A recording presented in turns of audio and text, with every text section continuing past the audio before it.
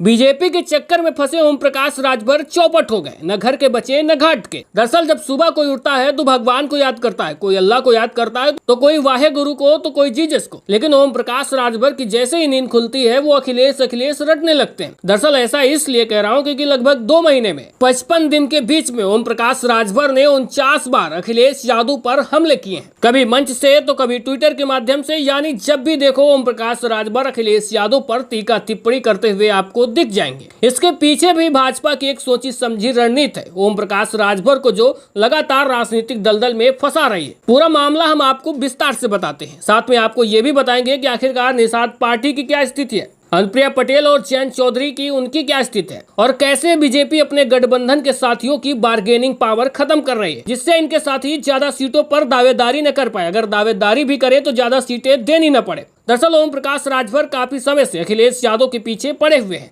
लगातार ऐसी बयानबाजी करते हैं। कभी पीडीए का मतलब बताएंगे पीड़ देगा अहीर, कभी कहेंगे पीड़ देगा अल्पसंख्यक। यानी उस तरह से बयानबाजी करते हैं कि दूसरे समाज के जो लोग हैं वो इनसे नफरत करने लगे। इसके पीछे भी भाजपा की एक सोची समझी रणनीति है। दरअसल सियासी गलियारों में चर्चा है कि अखिलेश यादव से ओम प्रकाश राजभर के संबंध जब खराब हो जाएंगे तो समाजवादी पार्टी में उनके लिए हमेशा के लिए दरवाजे बंद हो जाएंगे। इसके मायने साफ है कि चुनाव के वक्त भाजपा अगर उनकी मनमानी सीटें नहीं देती है तो वो एनडीए को छोड़कर जा भी नहीं पाएंगे। उनके पास सिर्फ एक विकल्प होगा, या तो चुनाव अकेले लड़े या तो भाजपा के साथ गठबंधन में जितनी सीटें मिल रही हैं उतनी ही ले लें, क्योंकि विपक्ष में बैठी समाजवादी पार्टी के साथ वो जा नहीं पाएंगे और भाजपा इस बात को बाखूबी जानती है। और इसीलिए ओम प्रकाश राजभर को अखिलेश यादव के बीच में खाई पैदा करने में लगा रखी है, और ओम प्रकाश राजभर भी उस खाई में फंसे हुए हैं। क्योंकि जो भी क्षेत्रीय दल होते हैं उन्हें टिकट बंटवारे के समय 2 चीजें ध्यान दी जाती है, पहला उनका जनाधार कितना है, और दूसरा ये है कि पक्ष और विपक्ष में पार्टियों में उनकी कैसी पैठ है। तो ऐसे में ओम प्रकाश राजभर की सुभाषपा ने उस समाजवादी पार्टी के खिलाफ इस तरह से बयानबाजी की है कि अपने संबंधों को समाजवादी पार्टी के तरफ से खरा भी कर लिया। यानी उनके पास अब समाजवादी पार्टी में जाने का विकल्प लगभग समाप्त हो जाता है, क्योंकि ओम प्रकाश राजभर ने 2022 का जब विधानसभा चुनाव समाजवादी पार्टी के साथ में लड़ा था तो 16 सीटों पर चुनाव लड़े थे, जिनमें से 6 सीटों पर जीत हासिल की थी। उनमें से भी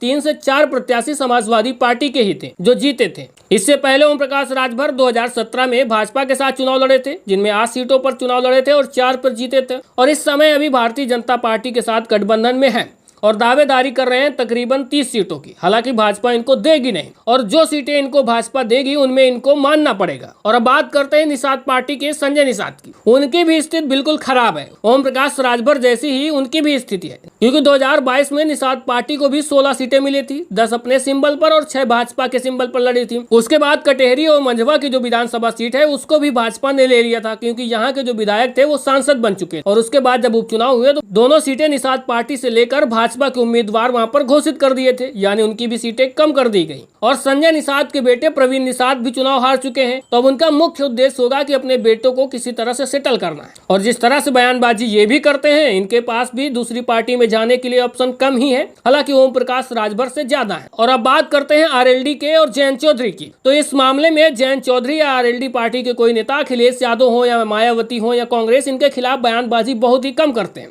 आप जल्दी से नहीं देखेंगे। यानी उनके पास हमेशा ऑप्शन बना हुआ है कि वो भाजपा को छोड़कर कभी भी समाजवादी पार्टी या किसी अन्य विपक्षी पार्टी के साथ जा सकते हैं। हालांकि अभी वो एनडीए गठबंधन में ही है, तो ऐसे में उनके पास ज्यादा सीटें मांगने और बार्गेनिंग करने की पावर ज्यादा होगी। और यही हाल है अनुप्रिया पटेल का, यानी जो अपना दल है उनके पास भी, वो भले 2014 से भारतीय जनता पार्टी एनडीए गठबंधन में है, लेकिन वो भी कभी समाजवादी पार्टी या बहुजन समाज पार्टी या कांग्रेस के खिलाफ ज्यादा बयानबाजी नहीं करती। एक लिमिट तक होती है जो कि राजनीतिक होती। तो यानी साफ है कि इनके पास भी ऑप्शन हमेशा रेडी है, और ये भी भारतीय जनता पार्टी से अधिक सीटें ले सकती हैं और बार्गेनिंग कर सकती हैं। लेकिन ओम प्रकाश राजभर जैसे जो नेता हैं वो लगातार जिस तरह की बयानबाजी करते हैं, उन्होंने अपनी बार्गेनिंग पावर खत्म ही कर ली है। ये वही ओम प्रकाश राजभर हैं जो 2022 के चुनाव में जब समाजवादी पार्टी के साथ गठबंधन में थे तो कहते थे कि दुनिया में सबसे बड़ा कोई झूठा नेता है तो वो नरेंद्र मोदी जी है, और प्रदेश में कोई सबसे बड़ा झूठा है तो वो योगी जी है। इसके अलावा यहाँ तक उन्होंने कह दिया था कि योगी आदित्यनाथ को भीख मंगवाने की बात भी कह दी थी।